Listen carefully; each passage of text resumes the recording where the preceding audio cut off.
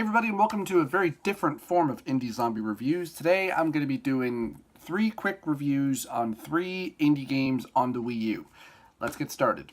First up, Radiant Flux Hyperfractal. I bought this one probably a year ago and just didn't get around to playing it, because that's how it goes around here. I buy a game and it just sort of sits on the shelf for a while. And this was a little different. It's basically a shooter, and was really bringing back a lot of memories of Resogun, a game that I bought a while ago, like quite a few years ago, on the PlayStation 3, and then bought it again on my PS4.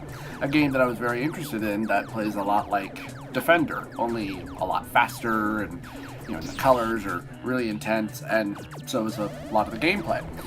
This is more or less the same, only without the Defender aspect, in that you fly around, you seem to have an eject pod at the front of you that supplies you with a form of a weapon power-up, gives you a good spread shot, but only after a few shots, and then it will discharge. And you can go and get it back, and you have bombs, but this game is really hard, and the problem that I have with it is that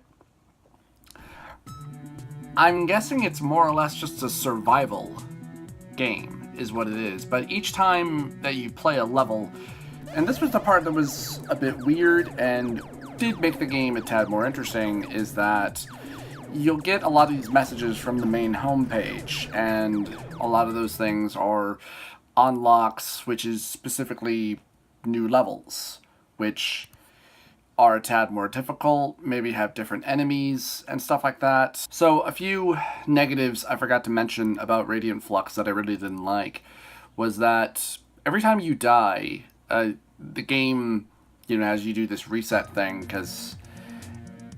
but the resets felt very random, like it would take you back to a particular respawn point, and it really just pulls you out of the game, because you're then having to wait like quite a few seconds, which may not seem like much, but it feels so slow, especially compared to other fast-paced shooters.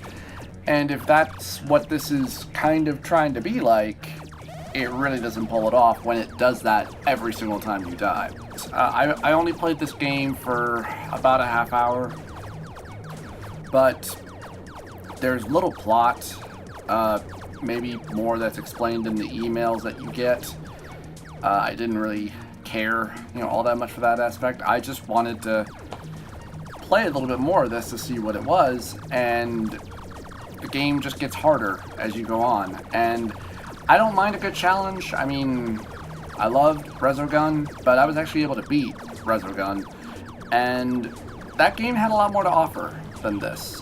This was cheap, though. It's only about $3. I don't know if it's available anyplace else. I've tried looking for information on it. I think it's only available on the Wii U right now. Of course, I could be wrong, so don't quote me on that. Alright, up next, we have Super Distro 2, Go Duck Yourself, if I'm pronouncing that properly. When I took a look at this looked a lot like Space Invaders, only it plays a lot differently, and there are several different modes. And this is actually a cool little shooter. You just gotta survive through these waves, and you can play in different play styles that get harder. You can change the music tracks. Yeah, and the music's pretty good. The game itself is pretty intense, and I do like it for that. I do wish that some of the power-ups that you received lasted a little while longer, but other than that, I thought this was a pretty cool little game. The different level types is that there's pretty standard, where you just play the game. There's Space Invader version, where the enemies will actually, as they move across, they will eventually start coming down closer towards you. And then there's Hardcore mode, where you only have one life. So Super Distro 2 is a pretty cool little game. I think it as well is also only about $3. Actually, this one is only $2. It's a cool, cute, quirky little game, and I really enjoyed it. I would like to play more of it. It's challenging. It's quite a bit of fun, too. Check it out. Alright, up next, we got Star Splash Shattered Star. Now, again, a lot of these games, I don't know if they are indie exclusives. They're certainly small budget titles, certainly. And this one is nearly $4. I wasn't sure exactly what this game was going to be. I thought it was going to be kind of like Echo the Dolphin, was what I assumed it was going to be, but you should never really make assumptions.